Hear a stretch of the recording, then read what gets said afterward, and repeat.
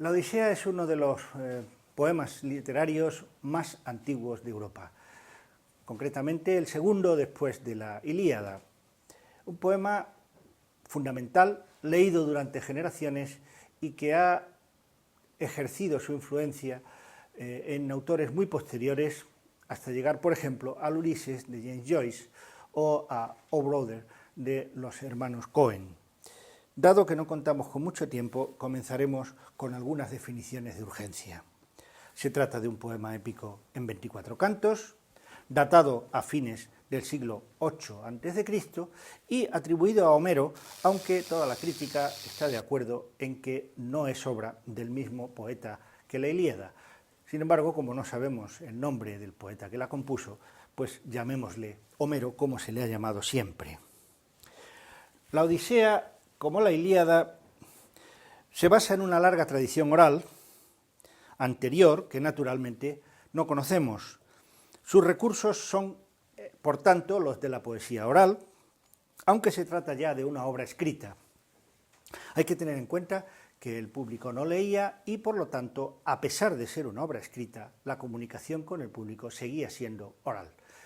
Por ello hay en el estilo algunos casos que para lectores modernos resultan chocantes, como algunas reiteraciones y demás, pero estas reiteraciones se producen porque el Aedo quiere estar seguro de que el público que habla, que hace ruido, que se mueve, pues no pierde la relación, no pierde la hilación con el poema porque ha dejado de escuchar dos frases. Sin embargo, hay en esta obra, en la Odisea, recursos de una gran modernidad. Por ejemplo, podríamos citar dos. Uno es que está narrada en flashback y otro que muestra la épica dentro de la épica. Con respecto al primero, la Odisea no se desarrolla linealmente en el tiempo. No empieza con la caída de Troya para seguir a continuación con el regreso de Ulises por orden cronológico, sino que empieza con la situación en casa de Odiseo, deteriorada por su ausencia. Luego se describe cómo Odiseo es llevado a casa de Alcino en la tierra de los Feacios y allí narra lo que le ha sucedido antes, de manera que una gran parte de la Odisea está narrada por el propio Odiseo en primera persona. Ello tiene una serie de ventajas. La primera es que el personaje principal aparece muy tarde, magnificado por los efectos que su ausencia produce.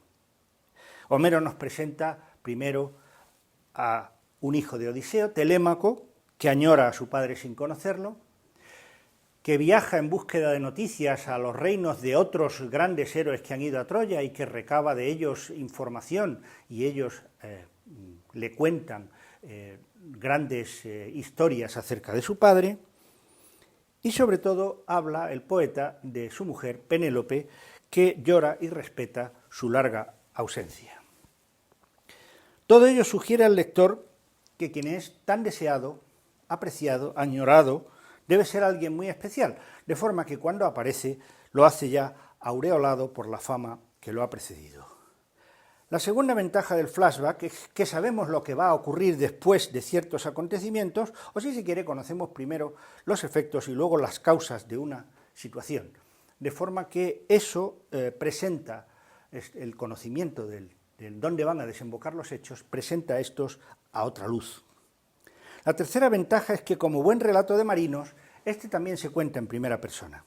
Sabemos lo que le ocurre a Odiseo de su boca, de manera que el relato se asemeja a los que hiciera después Sinbad el marino o incluso más tarde aún Gulliver, es decir, la vieja historia fantástica de marinos que al estar contada en primera persona adquiere de alguna manera visos de verdad, es decir, son historias fantásticas, pero como alguien cuenta que le ha sucedido de alguna forma, pues nos sugiere o nos inclina a creerlos. Y lo curioso es que en varios lugares de la obra, cuando se encuentra con desconocidos, Odiseo miente descaradamente. Les dice que ha sido arrastrado por piratas fenicios o se presenta como un falso mercader. De manera que si lo vemos mentir en otras ocasiones, podemos llegar a sospechar que también los avatares que nos cuenta La travesía, las sirenas, las escenas con Polifemo son también totalmente falsos, historias de Marino, mentiras, en suma. Pero bueno, tampoco eso debe importarnos demasiado. Al fin y al cabo, las obras literarias no son otra cosa que historias, de manera que en el ámbito de una narración que está dentro de una obra literaria, los conceptos como verdad o mentira carecen de sentido. El segundo recurso al que antes he aludido es que, de igual manera que Shakespeare introduce en alguna obra el teatro dentro del teatro, Homero nos introduce en la Odisea la épica dentro de la épica. Aparecen dos personajes, Demódoco, ciego y errante en la corte de Alcino, Ofemio en la de Ítaca, y ello nos permite también un nuevo flashback con la referencia en boca de uno de estos personajes al caballo de Troya, que es el momento de el final de la guerra y, por lo tanto, el punto de partida del viaje de Odiseo. De manera que los acontecimientos se van presentando en una secuencia temporal completamente dislocada. La narración está en la narración del caballo de Troya, está dentro de la Odisea, contada, como digo, en boca de uno de estos aedos que aparecen de alguna forma reflejando al propio autor. Así pues, la Odisea se nos muestra a la vez antigua y moderna. Resulta curioso que el lector sabe que se enfrenta a un poema que tiene unos 2.800 años y espera por eso hallarse ante algo antiguo y exótico. Era ya antiguo en la propia época de Homero, porque Homero no está hablando de su tiempo, el siglo VIII, está hablando de un tiempo anterior, un tiempo irremisiblemente perdido, el tiempo de los héroes, que pertenece de alguna forma a un pasado ya cerrado. Una sociedad antigua regida por unos códigos de conducta muy rígidos, pero cuando leemos la Odisea no sentimos que los personajes sean diferentes de nosotros a pesar de todo. Una segunda contradicción es que, aunque se tratan en el poema temas fantásticos, como una maga que convierte a los hombres en cerdos, difuntos que surgen de las profundidades del infierno para hablar con el protagonista, personajes maravillosos como el descomunal Polifemo, con un solo ojo redondo en medio de la frente, las traidoras sirenas que hechizan con su canto, y sin embargo, pese a todo ese elemento maravilloso, sentimos por todas partes la presencia tangible y familiar de la realidad. Los personajes del poema nos resultan reales y próximos. Así, la escena de Euriclea, la vieja criada, que cuando Odiseo llega disfrazado a su palacio, porque es un hombre cauto, no sabe qué es lo que está sucediendo, no sabe si su mujer le ha engañado, no sabe quién está ahora a cargo del palacio, puesto que lleva ya muchos años fuera de su casa. En fin, Agamenón no tuvo ese cuidado y fue asesinado por su mujer porque en el intermedio pues, se había buscado un amante y lo recibe cariñosamente, pero luego lo mata de un hachazo en el baño. Odiseo es prudente, Odiseo no quiere que le pasen estas cosas, y entonces llega disfrazado al palacio. Euriclea, cuando le lava los pies, que era el rasgo característico de la hospitalidad de la época, descubre una vieja herida que le había hecho un jabalí, y al darse cuenta de que es su amo, en este momento, en esta preciosidad de vaso, está levantando la vista, porque acaba de ver la herida, para ver la cara de la persona que está delante de ella, digamos que de la alegría vierte la jofaina en la que está lavándole los pies. Bien, tras esta especie de impresión general de contradicción, creo que debemos centrarnos algo más en las claves de la obra. Y me parece que el mejor camino para hacerlo es que leamos su proemio, es decir, canto 1, versos 1 a 6. El proemio de los poemas antiguos es como una especie de escaparate en el que el autor nos presenta su producto, o si se quiere, salvando todas las distancias, es como el tráiler que se ofrece antes de un telefilm, en donde se seleccionan las escenas más importantes para enganchar al espectador. También el poeta épico tenía que enganchar al espectador, y si en los primeros versos no conseguía atraer la atención del público, estaba perdido, ¿no? Bien, pues, por lo tanto, los poetas épicos concentran en ese proemio todas sus habilidades y tratan de ser extremadamente precisos en lo que cuentan allí. Así que En este poema, en esta parte del poema, figuran los elementos que el poeta mismo quiere poner de relieve, por eso nos interesan tanto. He aquí los dos primeros versos. De un hombre háblame, musa versátil, que por muchos sitios peregrinó tras haberse creado la sacra ciudadela de Troya. Aquí tenemos varios datos muy importantes. Primero, que el poeta se dirige a la musa. Homero no se presenta como creador de lo que cuenta, a diferencia de los líricos, sino como un mero transmisor de unos temas que son propiedad de las musas, las guardianas o las depositarias de la memoria colectiva, o si queremos, traducido a términos modernos, la tradición. El tema de la obra es un hombre, la primera palabra de la obra es un hombre. Un hombre que, versos más adelante, le dirá al cíclope para engañarlo que se llama Nadie, y gracias a ello salva su vida, porque cuando los otros cíclopes oyen los gritos de Polifemo, él dice nadie me ha herido, nadie me ha hecho daño, y por lo tanto los otros cíclopes se desentienden de la historia.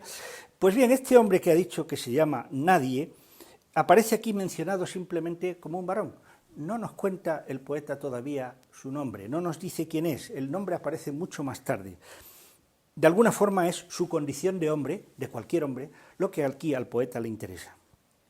Tampoco nos dice el poeta que es valiente, fuerte, poderoso, audaz, ni ninguno de los rasgos característicos de héroes épicos como Aquiles, los héroes que pueblan la Ilíada. No, es versátil. En griego la palabra significa algo así, que puede dirigirse en toda clase de direcciones, digamos, de muchas facetas. Y es la multiplicidad la gran característica de nuestro héroe, como veremos, porque luego los versos además van a insistir en ella. Los rasgos de esta capacidad versátil del héroe se dirigen en muchas direcciones. En primer lugar, su habilidad manual. Al héroe de la Ilíada, Aquiles, no lo imaginamos haciendo otra cosa que descabezando enemigos, y de ninguna forma nos lo podemos imaginar arreglando una silla rota, pongo por ejemplo. Mientras que Odiseo es un auténtico homo faber. Construye su balsa cuando marcha de la isla de Calipso. Al regreso al hogar nos enteramos de que ha construido su lecho en el tronco de un árbol sin cortarlo y que ha edificado la alcoba sabiamente alrededor de él. Pero además de esta habilidad manual, conoce los modos propios de la aristocracia, es hábil en el deporte, sabe estar en los palacios, utilizar la lengua adecuadamente, la cortesía. Posee una innata habilidad para disfrazarse, entra en Troya disfrazado de mendigo para espiar, va a su casa también disfrazado de mendigo, y a esta capacidad de disfrazarse colabora también esa capacidad suya de seducir con la palabra. El segundo verso nos dice que peregrinó, que anduvo errante, y por lo tanto que vio muchos otros pueblos. Dice, de muchos hombres vio las ciudades y conoció el talante, y muchos pesares en su ánimo padeció en la mar. Aquí se nos dan dos rasgos curiosos, ¿no? Es un hombre que ha visto mucho, que ha conocido el talante, no solo ve, sino que también, conoce la profundidad del ser humano, y nos dice por qué, tratando de salvar su vida y el regreso de sus compañeros, más ni así liberó a sus compañeros, por más que lo deseaba, pues perecieron por sus propias insensateces. Sus compañeros no han sido capaces, como él, de adaptarse a la situación, y por esa razón es por lo que han fracasado. De manera que Odiseo comparte con los héroes de la Ilíada la idea de que la vida es una lucha, pero varía en sus estrategias. El héroe de la Ilíada tiene un código rígido en el que hay que matar o morir, mientras que Odiseo es el perfecto superviviente, el hombre que sobrevive gracias a su cautela, a su habilidad para valorar las situaciones, a su capacidad para engañar, a su capacidad para manejar el ardid. En suma, es este delicado equilibrio entre antigüedad y modernidad lo que hace de la Odisea una obra sumamente atractiva, al suscitar en nosotros la inquietante sensación de una lejanía que es próxima y sobre todo el gozo compartido de pertenecer a una larga cofradía, la de quienes leyeron y disfrutaron de la obra antes que nosotros, durante casi 3 milenios. Ante sus versos, ante sus contradicciones, nos da la impresión de que hemos cambiado enormemente desde entonces para seguir siendo, en el fondo, los mismos.